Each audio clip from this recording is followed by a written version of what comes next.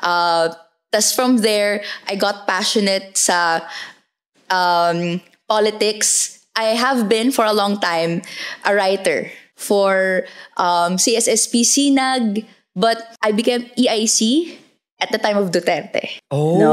and what was that like?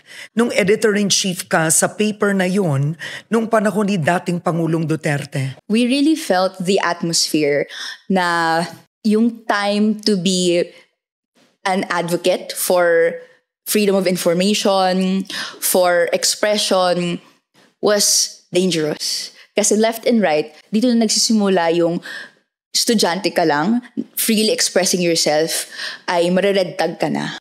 No, may troll na pupunta sa page mo at magko-comment. Our page got taken down. Hindi na sa term ko, subsequent term, because of relentless red tagging, mass reporting ng mga trolls.